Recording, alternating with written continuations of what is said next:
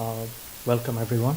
We're here for the first official book signing of Sri M's Shunya. That's the first novel that he has written. He's actually written several books before that, but Shunya is the first novel, and it happened to be released in the mid-May time frame in India, and he was traveling to the US right after, so we wanted to take the opportunity to have a formal book launch and a book signing event here. So this is the first one that we are having in his trip to the US this time. Sri M is a spiritual guide, social reformer, and an educationist. Probably some of you have read his books, maybe you haven't. He wrote his autobiography in 2011 called Apprenticed to a Himalayan Master. In that, he speaks extensively about his first interaction with Sri Maheswarnath Babaji at the age of 9. It happened at the backyard of his house in Trivandrum. He was born in Trivandrum, and at the age of 9, he saw Sri Maheswarnath Babaji, and that led to a craving to actually meet that master. And he left his home in Trivandrum at the age of 19 and traveled to the Himalayas. And there he met Sri Maheswarnath Babaji, who happens to be a direct disciple of Sri Guru Babaji, whose picture is right here in the back.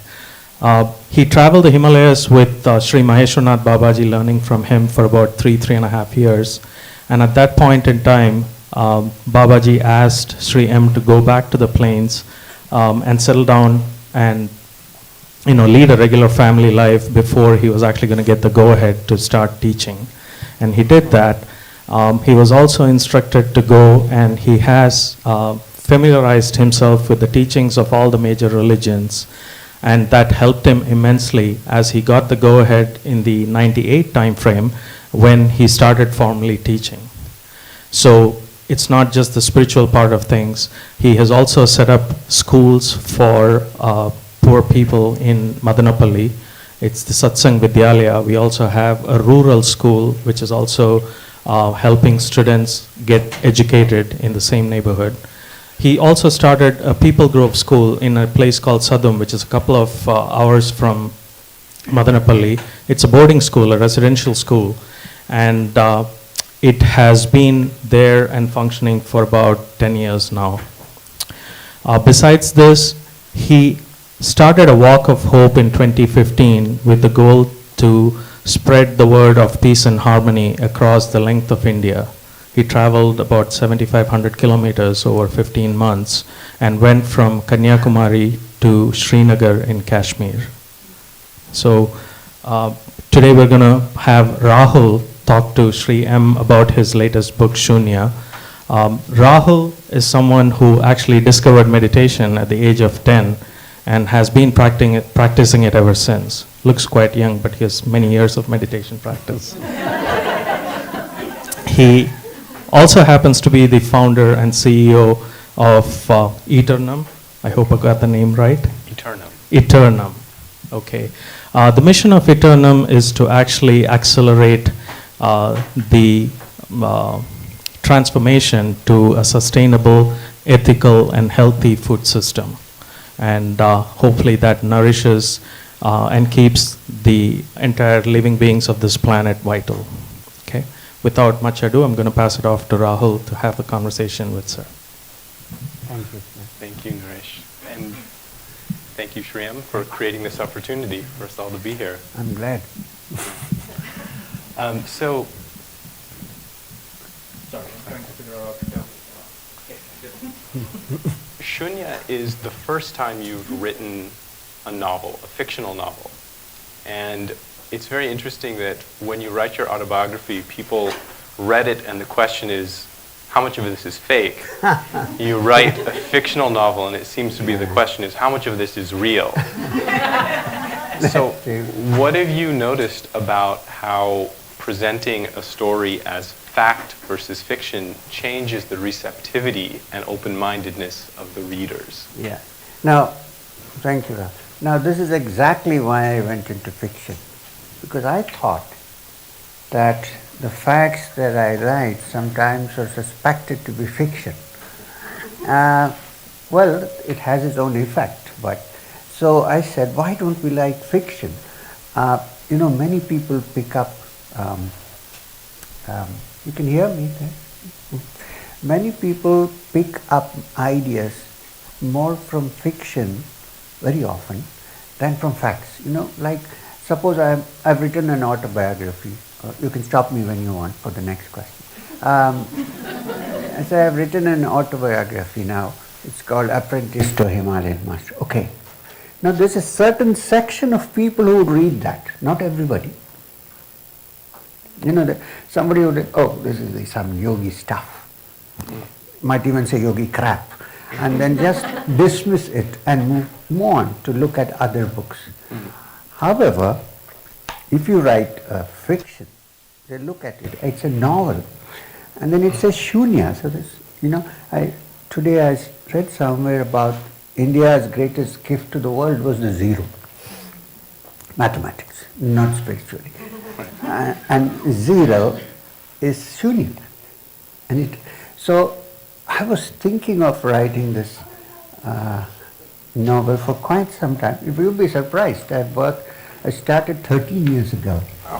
And in the midst of all this circus that I am in now, after the autobiography, I managed to somehow edit it, look at it again.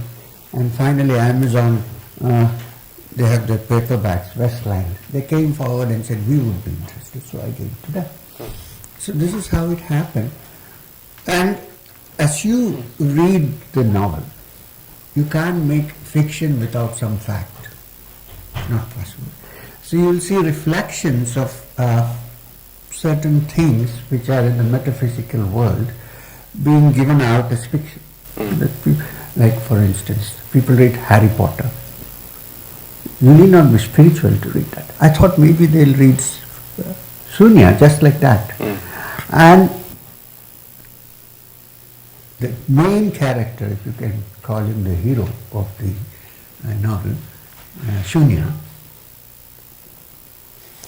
is very much based on a certain concept which you have in ancient India and even now, called the Avaduta. And Avaduta is a spiritually advanced person who has broken all boundaries. There were also some Zen masters like that. I think in all disciplines there must have been such people. They don't consider any social norms as important. They have broken through all this. So they are free guys. They act as they want, but you can't act like them. Because when they do something funny, there must be some reason behind it. So in Shunya you will see, sometimes if you read, you will find a combination of many such avadutas who have existed. I have put them all together in some way, but not using the names. Yeah. So on that note, who are some of the avadutas that inspired those stories, and why did you choose the stories that you pulled together into these fictionalized accounts?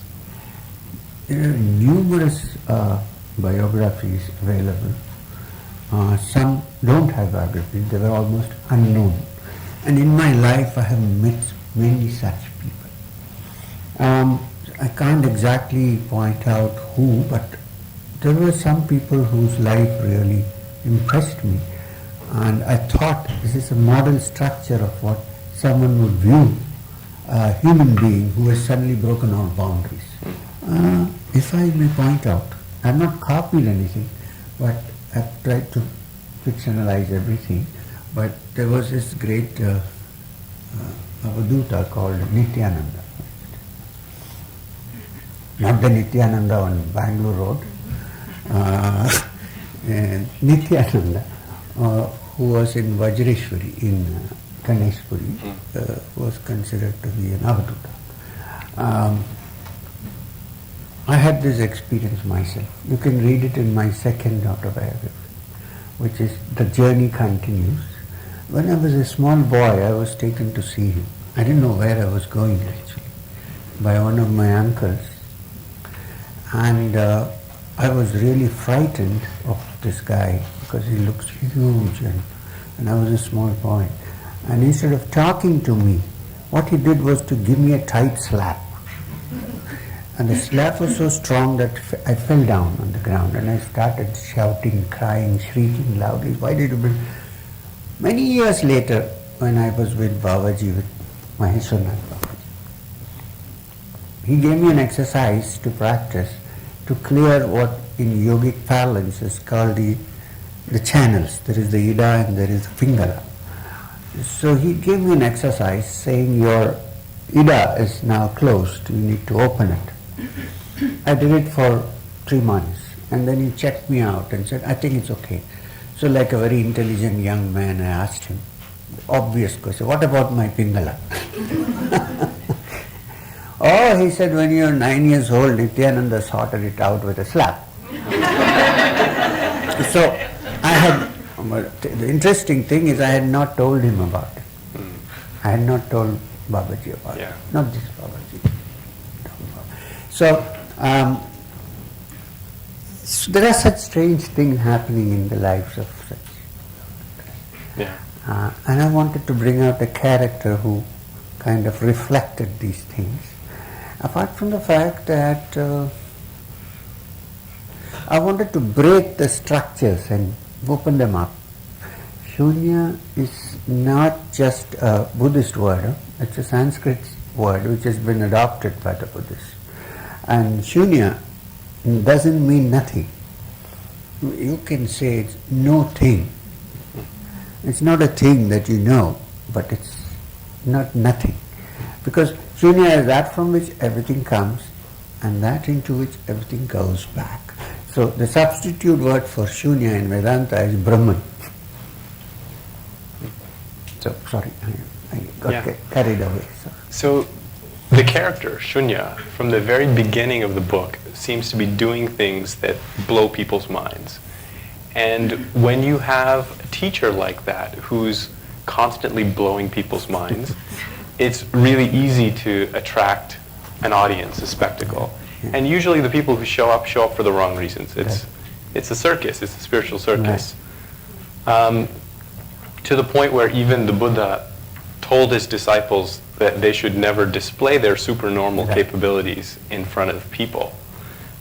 So what is and at the same time, the characters in your book that sign up to be students or disciples of Shunya are the ones who've had their minds blown. So it's sort of hard to really sign up for the kind of devotion that is required to go on the spiritual journey without having your mind blown. So what then is the discernment that yogis, avaduts, teachers use when deciding who's worthy to have their mind blown? Right. That's an interesting question. I don't think all the people who come to Shunya, even in the novel, have their minds blown. To get your mind blown, first of all, you should be ready to submit yourself to have it blown. It can't be done so what Shunya is trying to do, well, he's a fictional character right now, but what he's trying to do, suppose he was real, is that he's trying to show that conventional ways of looking cannot be used to find the truth.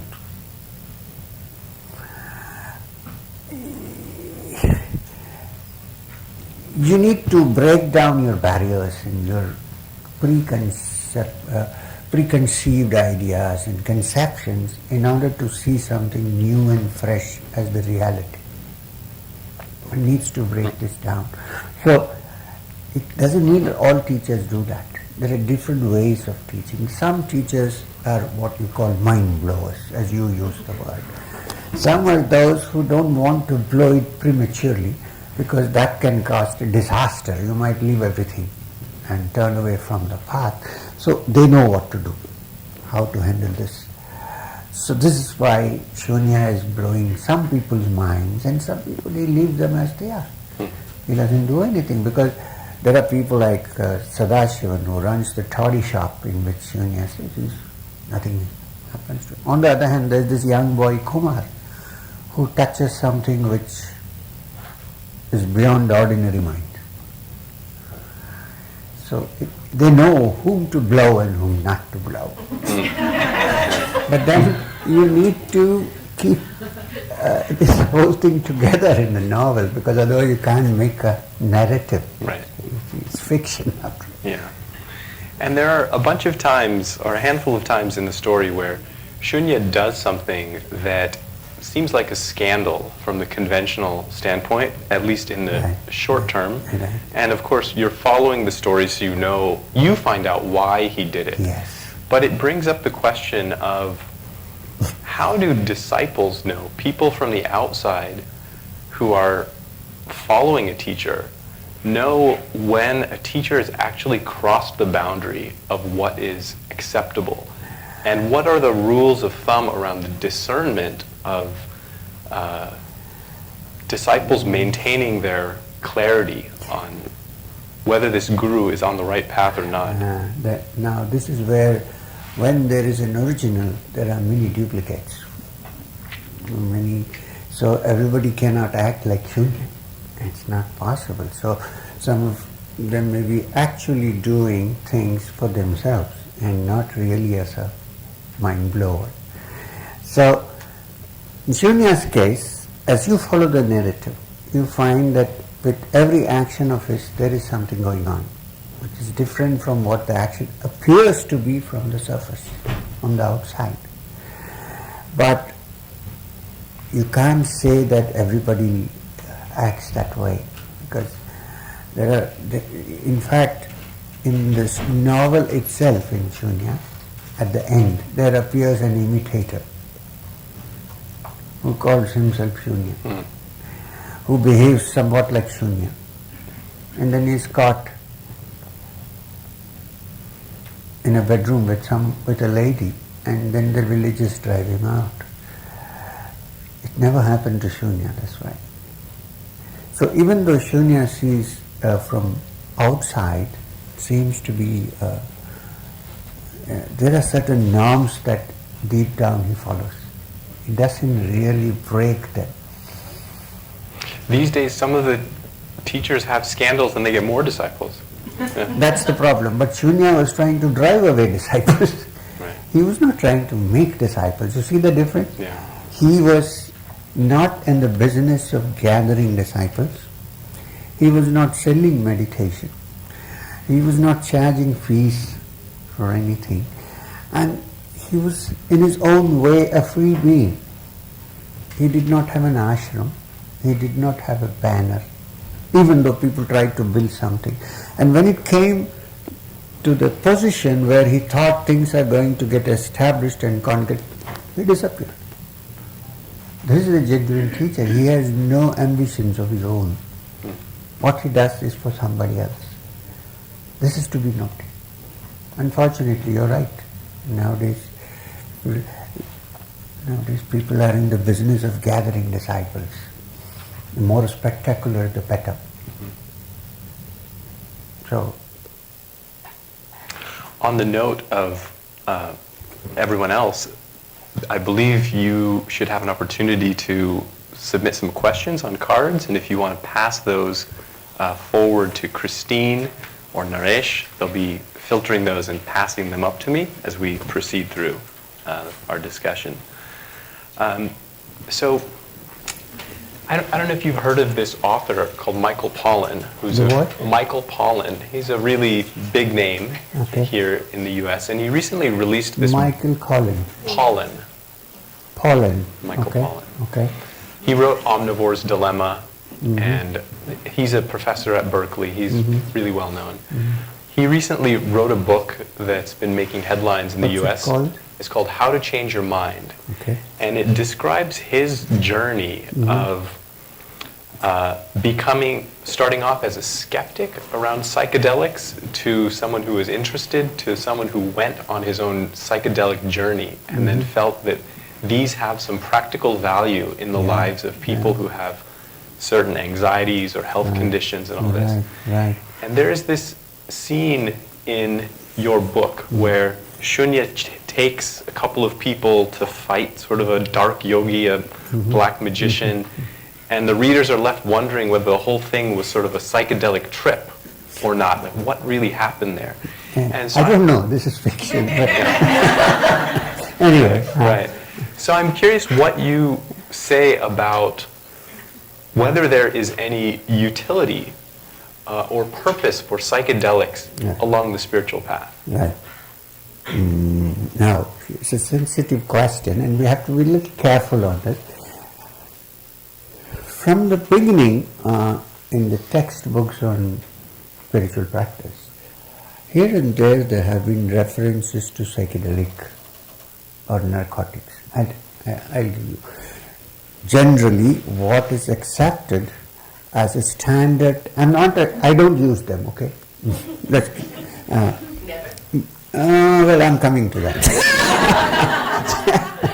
So, one of the standard textbooks which are followed for, I think, at least from the Buddhist era down, on yoga, is the Patanjali's Yoga Sutra. It's a standard textbook. All yoga teachers use it, of course. They call it Ashtanga Yoga in some way. Nowadays, Ashtanga Yoga, they only practice asanas, but actually it means the 8 angas, the 8 parts of yoga. But nowhere in the Yoga Sutras, Patanjali himself calls it Ashtanga Yoga. He calls it Kriya. He calls it Kriya Yoga. Okay, so in the Yoga Sutras, there is a particular chapter called the Samadhipada, which means the ways and means to attain Samadhi. There's a complete chapter on that. Samadhi meaning the superconscious state, which again, according to Patanjali, is technically described as different stages of altering consciousness up to the final, which is called Kaivalya in yoga, not Nirvana. Same thing anyway. So, when he talks about that, he gives various ways and means to attain Samadhi. In this context, Samadhi means just an altered state of consciousness. That's all it means.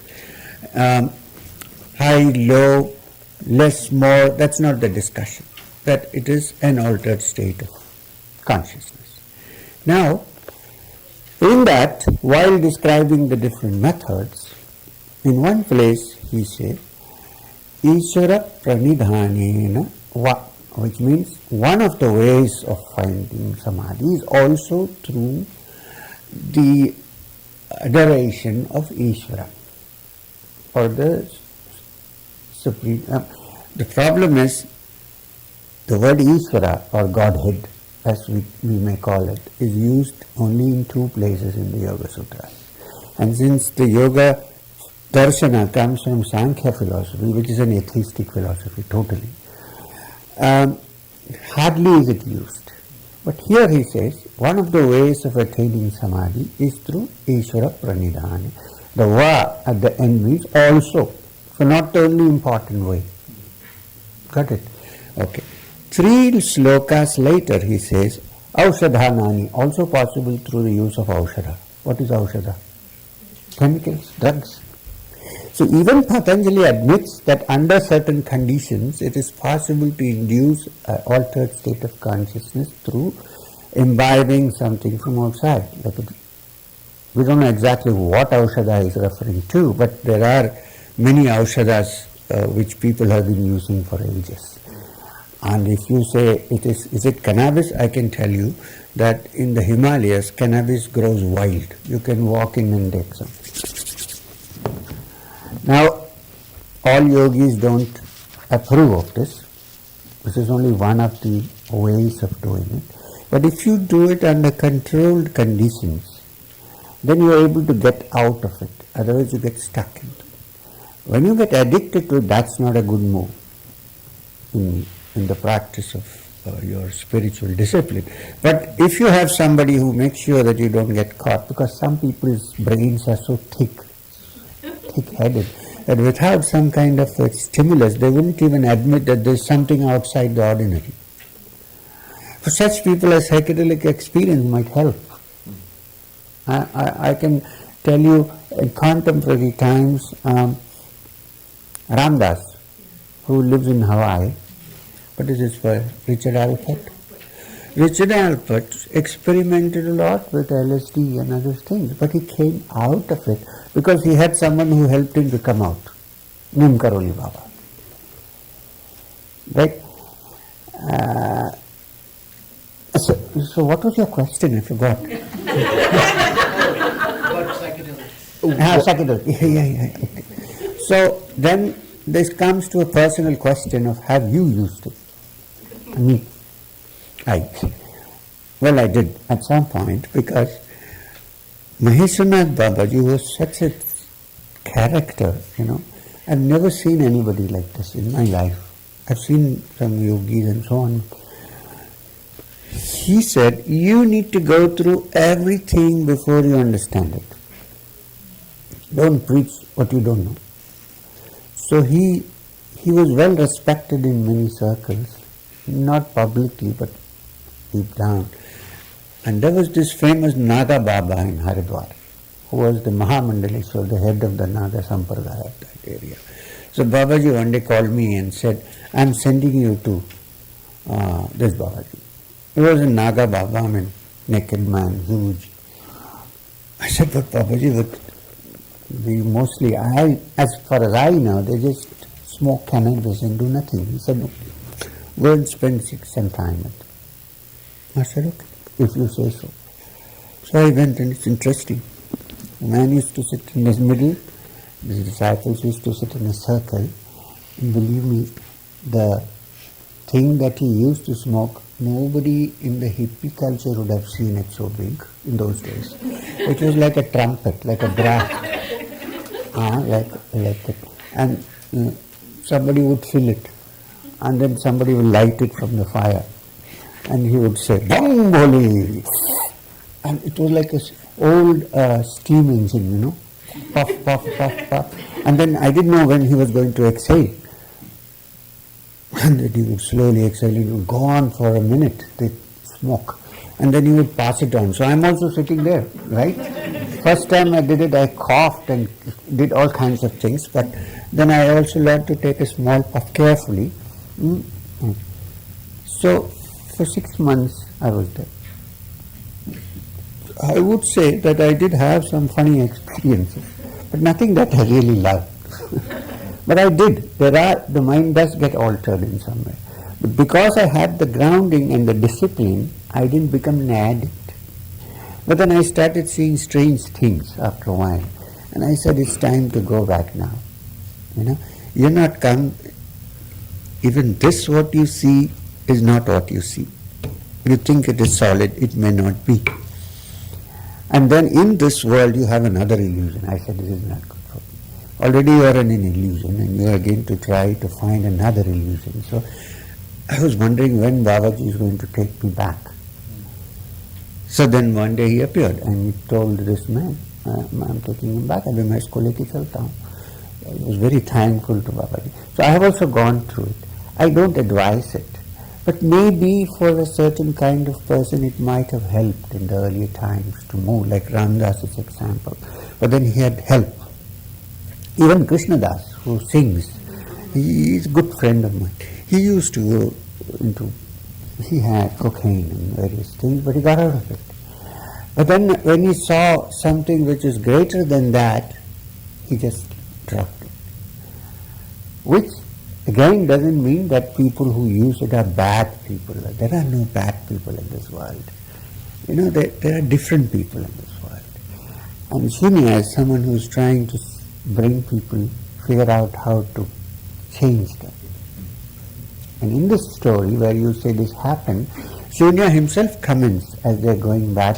When the others say, oh, we saw this, we saw that, he says, oh, it must be the cannabis in the fire that you breathed in.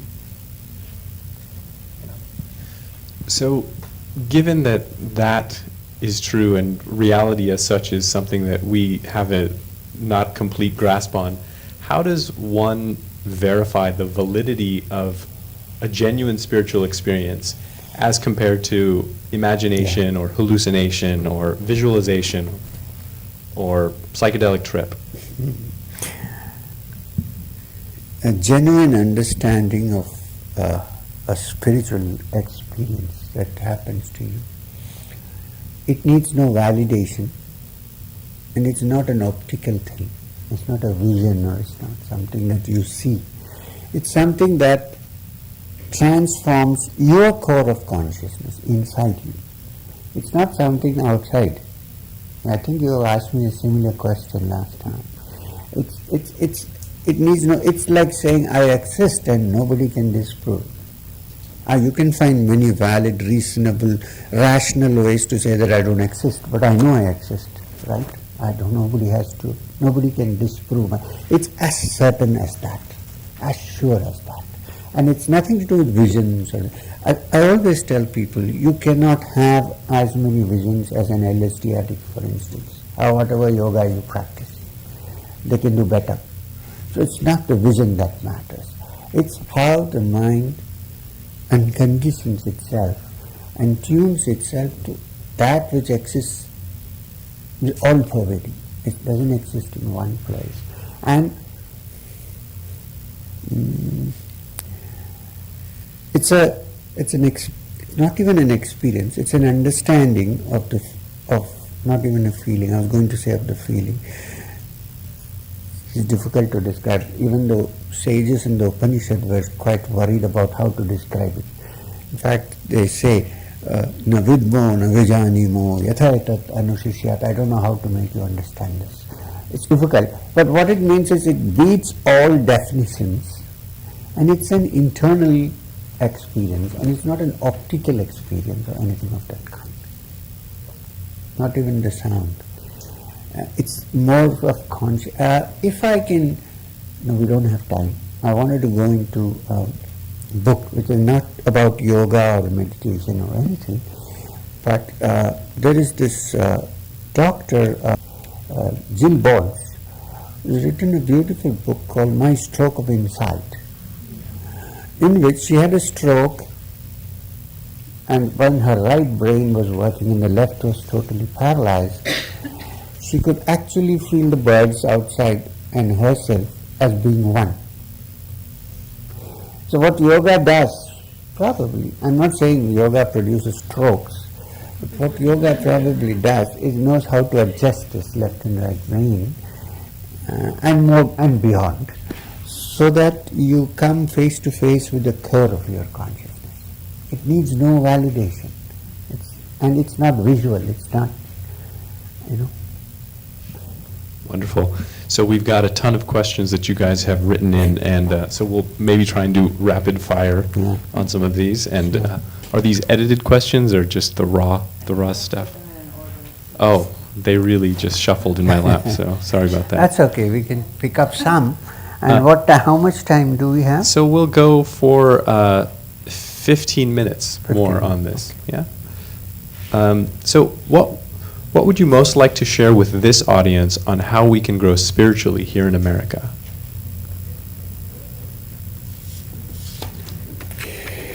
What's the most precious? The second question. One. What would you most like to share with this audience? How one can grow spiritually? I think spiritually growing has nothing to do with America or India or England. It's the same. Yeah, in fact, I find that nowadays India is not such a great place to sit down and become spiritual. We are only looking for economic development most of the time. Government wants it, everybody wants it. Where is the spiritual? Don't confuse religion with spiritual, please, for God's sake. Maybe one has a little more freedom in a country like this to practice what you want.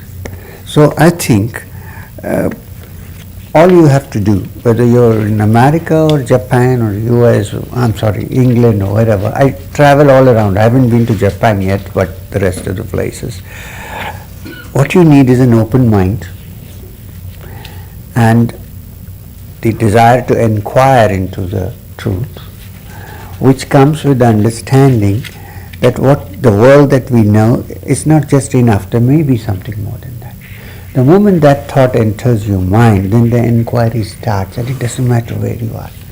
I don't see Americans and Indians as different. We're all human beings.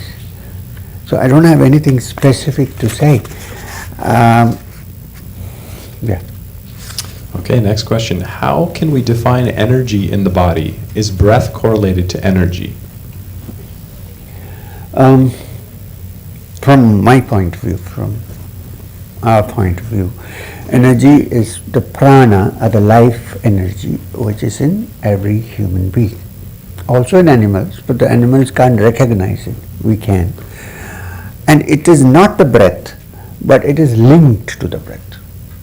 So it's not as if prana means length, means breath. Breath is shwasa, and prana is life energy. Fortunately, the good news is that the prana is linked very intimately with the breath, which is shwasa. So if you learn the technique of how to manipulate, or how manipulate sounds a little devilish, but if you learn how to handle breath, how to operate or change its rhythms and patterns and so on through certain practices, you can actually change the rhythm of the pranic energy which is inside us. So you can do that through the breath. But breath is not prana. Breath is the external, physical, visible manifestation of prana. Let's put it that way. Wonderful. So this one says, I have a silly question. Does Sri Guru really look like the photograph behind you? Now, with due respect to all people who consider this as a picture of Sri Guru, let me tell you that nobody actually has any accurate rendering of Sri Guru. Nobody has photographed. I don't think it's possible to do that. This is if you still believe that there must be somebody like that existing. However, this picture that you see was rendered by Swami Yogananda Paramahamsa's brother, who was an artist, based on a description given by Swami Yogananda Paramahamsa, based on a vision he said he had of Sri Guru Babaji. This is the picture. So, while I think it may be similar or same, we always have to give a little bit of artistic license to artists. They like to make things more beautiful and nice and so on. So it may not be exactly what you see, but certainly long hair, my understanding, long hair, not exactly black, and Padmasana is perfect, and almost hairless body, thin, and a contemplative face. This much I can tell you. You can't say it need not exactly go with this, because from my understanding, Sri Guru Babaji is more an energy than a being. He's a being more than a person. So this energy can manifest itself in different forms. You can't say that this should be the picture. But it has become popular because Autobiography of a Yogi by Yogananda Paramahamsa was the first book that came into the market, and for the first time the public were told that there is such a being existing. Not that a few people knew here and there, but it became public knowledge only after this book. Therefore, this picture has become popular. No disrespect.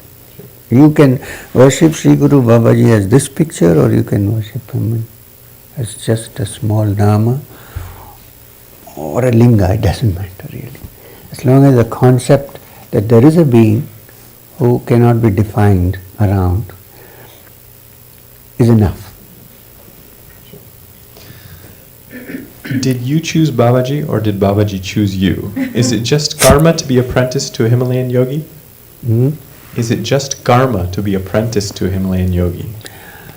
No, it's karma, but we usually have a very lopsided understanding of karma. Karma is hard work. Karma is hard work. It's not just, whatever in the past. You cannot go back to the past and tinker. You cannot.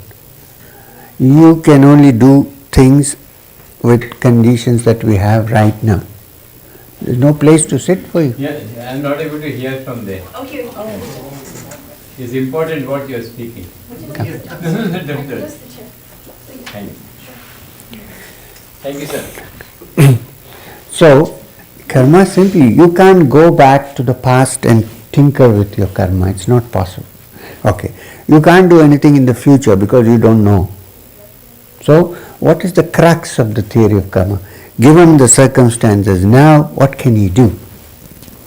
So that needs, you're given the circumstances now, what would you do to reach the higher spiritual or to get attracted by a teacher? Is that you work hard on it.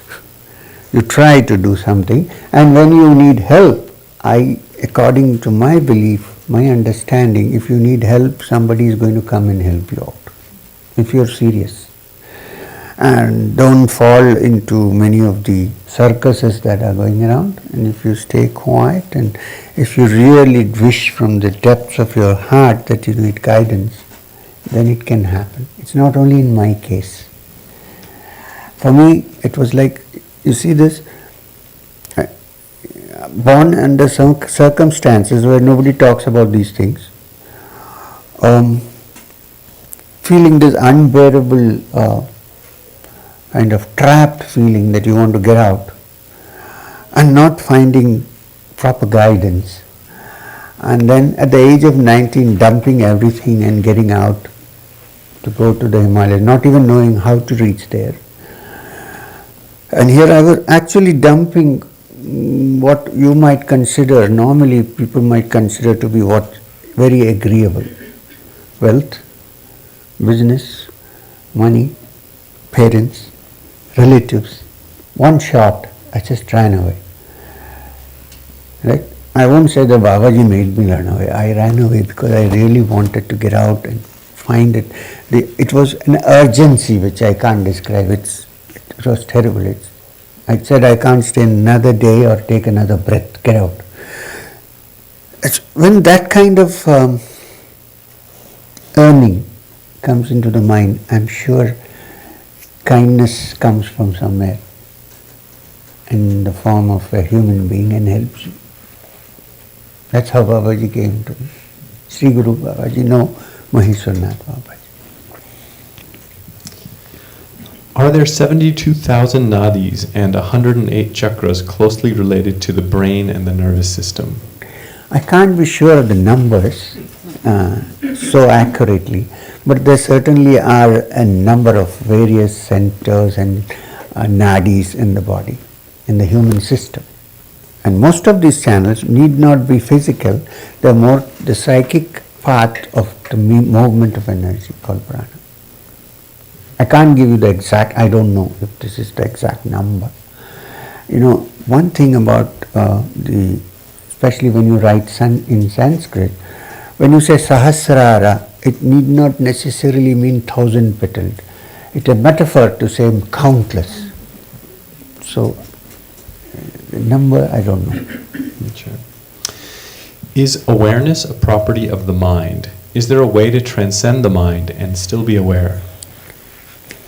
Now we have to first ask this question, where is this mind?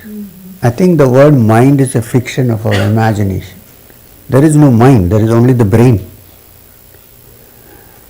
When I say mind, it's the brain, because thoughts come from here. You can't have thought without this. When you're unconscious, when the brain is not working, you don't have any thought. Thought originates here, which is why it's called, in yogic terminology, it's called the sahasrara, the 1,000-petal lotus, and it's very important. It's from here that everything happens. So this is the mind. Okay? Now, whether this mind is a supercomputer, yes, agreed.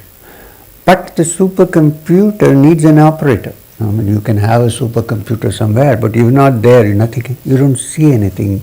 It can go on working, of course, but you are not there as a witness.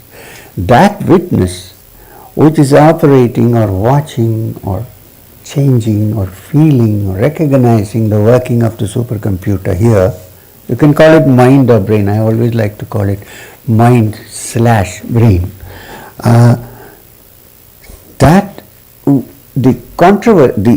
The difference of opinion between so-called completely physical scientist and somebody who is yogi, they believe that consciousness is a result of the supercomputer working. We say that the supercomputer is there, fine, but consciousness is not a product of it. but rather consciousness is the awareness that is independent of the working of this computer.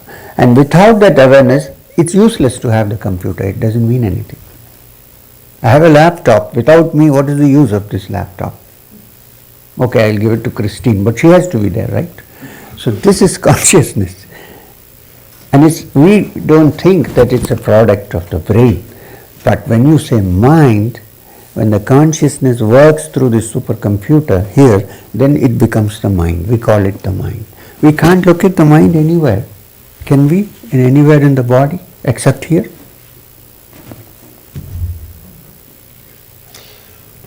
We'll do a couple more and then we'll transition to book signing. And I don't know what the setup is, but Naresh will let us know in a couple of minutes how that's going to go.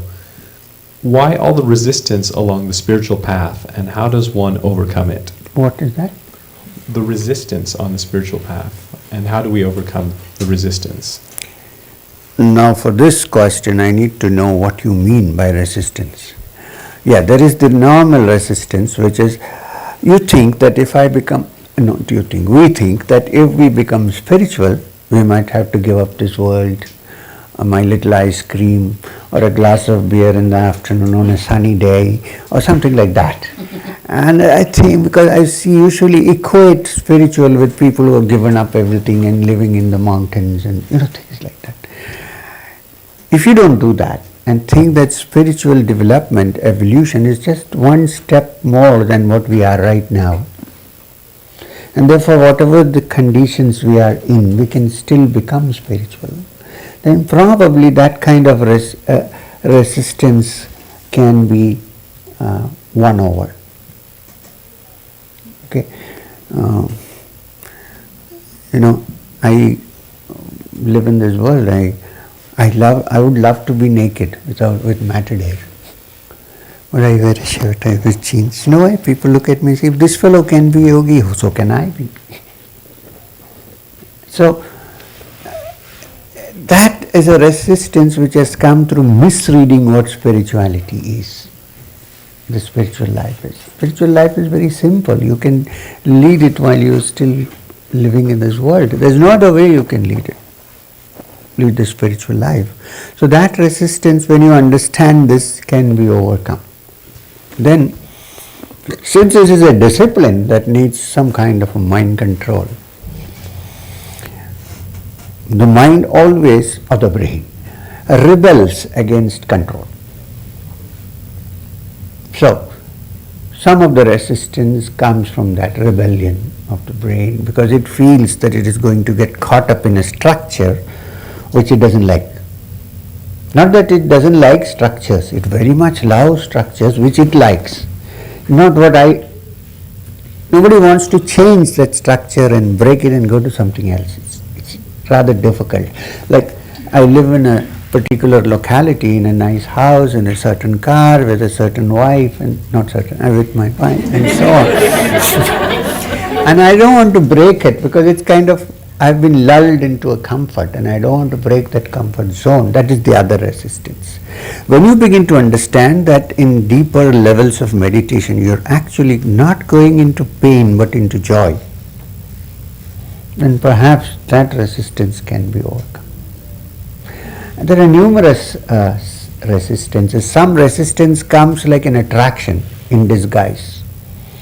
For instance, if you meditate on a certain center for a long time, you suddenly begin to, when your friend walks in, you say, hey, today I think you came by bus, and the guy is totally shocked. How did you know? Then you get caught up by this, and then you start making guesses every time somebody comes and so on. You're caught in the siddhis. This is another, it may not appear as a resistance, but it's another boundary that prevents you from expanding your mind. So there are several. I don't think we can deal with everything, because the Yoga Sutras give a complete chapter almost on what the resistance is and how to overcome it. Last question. How do we determine a true master from a duplicate? This is difficult to. I can't make any comments on this, because I might be misunderstood. But what I would like to say is a master or a spiritual teacher is not judged by appearances or by the so-called powers that he possesses. I think true spiritual teacher is an alchemist, kind of, who can change base metal into gold. A mind which is given, which is in fact in like muck, it can be turned into something that is nice. If kind, calm, tranquil, if this doesn't happen, then there is no use of any spiritual development. And also find out if the so-called spiritual teacher wants to give you something or wants your checkbook. This is another criteria. Does he want to give you something, or she? Can be spiritual teacher she. Or does he want something from you? If he is still dependent on you, then he is not worth being called a spiritual teacher. Okay. Then, since we are going to conclude with this question, I want to go to the Bhagavad Gita, where Arjuna, in the 12th chapter called Bhakti Yoga, asks Krishna a question. He says, who among the yogis do you think is the greatest of yogis and who is nearest to the divine? Can you give me a definition? If you define, I am ready to accept it. Can you give me a definition? Now here he uses the word who among you is the greatest of devotees. Sometimes he says greatest of yogis. Krishna says. I would say let's change that word yogi and say a spiritual teacher, because that was the question we started from. And Krishna says to Arjuna, or you can say Veda Vyasa says, it doesn't matter. 3 qualities are required. Doesn't matter about other things. Other paraphernalia is not important. 3 things. One is Samniyam Indriya Gramam, one who has a control over his senses and mind and emotions. Sarvatra Samabuddhaya, one whose mind is tranquil under all circumstances. Pain or pleasure, praise or blame. Now if you say I am a great yogi, I would be on cloud 9. Suppose you call me a bloody idiot, what happens? You see? So, can I be tranquil in the midst of praise and blame, pain and pleasure? Sarvatra Samabuddhaya. And the last quality named, Sarvabhuta Hiterata, one who has the welfare of all living beings in his or her heart. Such a person I consider to be the greatest of yogis. Just change the word yogi and put spiritual master and you got it.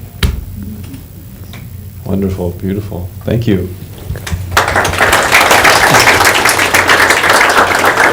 Thank you, Raj. So we're going to transition to book signing, and Naresh is going to tell us a little bit about how that's going to work. Sure. Thank you, Rahul. Thank you, sir. Wait 1 minute. It's not compulsory to buy books. Well, I don't know if East West says that, but Sai is not. He's okay.